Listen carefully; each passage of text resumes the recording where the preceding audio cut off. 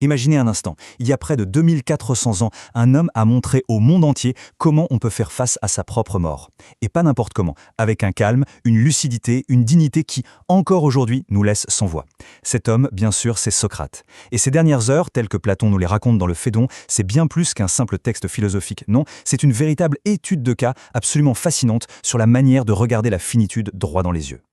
Alors voilà, la question qui est au cœur de tout ça, c'est comment est-ce que c'est possible, vraiment? Face à ce qui est sans doute notre plus grande peur, comment un être humain peut non seulement éviter de s'effondrer, mais en plus rester complètement lui-même, et même aller jusqu'à continuer d'enseigner. C'est ça, le grand mystère. Bon, regardez un peu ce contraste. Il est saisissant. D'un côté, on a la réaction, on va dire, attendue, celle qu'on aurait sans doute tous. La panique, l'effondrement, le désespoir, un vrai chaos émotionnel. Et de l'autre, eh bien, on a Socrate. Ce que les textes nous disent de lui, c'est le calme, la raison, le dialogue et même une pointe d'humour. Cet écart immense entre les deux, c'est précisément l'énigme qu'on va essayer de déchiffrer ensemble. Allez, on plonge dans le vif du sujet et dans notre petite enquête psychologique. Plantez le décor. On est dans une cellule de prison à Athènes. Autour de Socrate, ses amis sont là. Ils pleurent, ils sont complètement dévastés. Et lui, au milieu de tout ça, le condamné qui va devoir boire la ciguë, eh bien c'est la personne la plus calme de toute la pièce. C'est là que commence le mystère socratique. Ok, premier indice, et il est majeur pour comprendre ce calme presque surnaturel. L'idée la plus importante ici, ce n'est pas que Socrate ne ressentait aucune peur. Non, ça serait trop simple. C'est qu'il a activement transformé cette peur. Il ne l'a pas juste refoulée ou ignorée, il lui a donné une autre forme, une autre texture. Et comment il l'a fait ça concrètement? Eh bien son outil principal, c'était la parole. C'est fascinant. En continuant de faire ce qu'il a toujours fait, parler, raisonner, questionner, il a pris cette angoisse, cette émotion brute qui aurait dû le submerger, et il l'a façonnée avec des mots. Il l'a canalisée dans le langage. En fait, la psychiatrie moderne a un nom pour ça, la mentalisation. L'idée, c'est qu'en donnant une forme à la peur, en la nommant, en la discutant, eh bien elle devient tout de suite moins écrasante. On peut la gérer. Et dans cette boîte à outils mentale, il y avait autre chose, l'humour. Mais attention, on ne parle pas de la petite blague pour fuir la réalité, pas du tout. On parle de ce qu'on appelle l'humour mature. C'est un mécanisme de défense psychologique hyper sophistiqué. Ça permet de regarder la réalité, même la plus douloureuse, droit dans les yeux, et de la rendre supportable. Ça crée une sorte de petite distance, un appel d'air qui permet de respirer, pour soi-même et pour les autres autour. Deuxième indice, tout aussi important, c'est cette force psychologique incroyable que Socrate puisait dans ce qu'on pourrait appeler un soi, solide, cohérent, bien intégré. C'est comme une colonne vertébrale psychique. Face à une pression immense, il ne s'est pas brisé, il n'est pas parti en morceaux. D'ailleurs, la psychiatrie moderne nous donne quelques marqueurs pour reconnaître un soi cohérent. Et devinez quoi? Socrate coche toutes les cases. Il y a une continuité dans sa vie. Il ne renie rien. Ses émotions, bien qu'oppressantes, ne le submergent pas.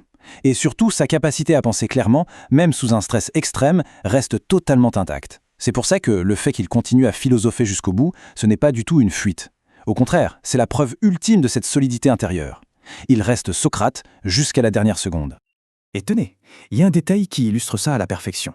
Juste avant de mourir, il demande à prendre un bain. On pourrait se demander pourquoi. Pour lui, pour son propre confort? Pas du tout. C'est, comme il le dit, pour éviter aux femmes la tâche de laver le corps après. Ce geste, ce petit détail, est en réalité d'une portée psychologique immense.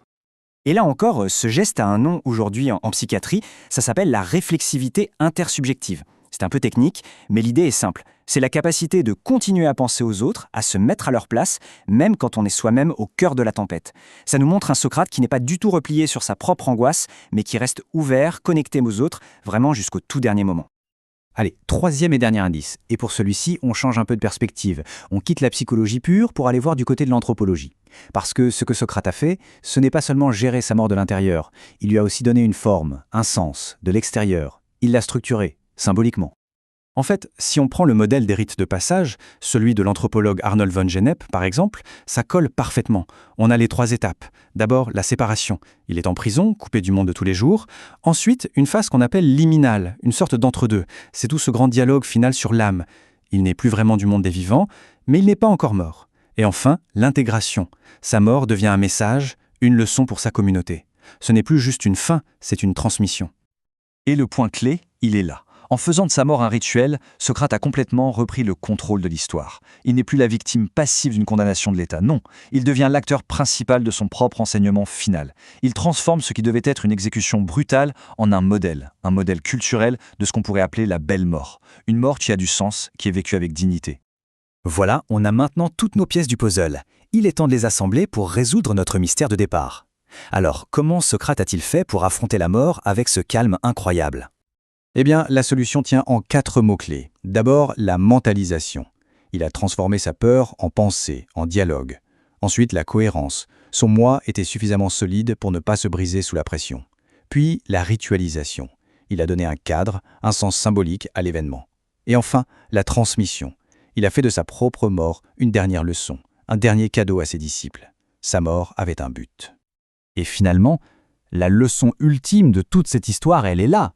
Elle nous dit qu'un soi mature, un soi cohérent, a cette capacité incroyable de transformer l'angoisse universelle de la mort en un acte final qui a du sens.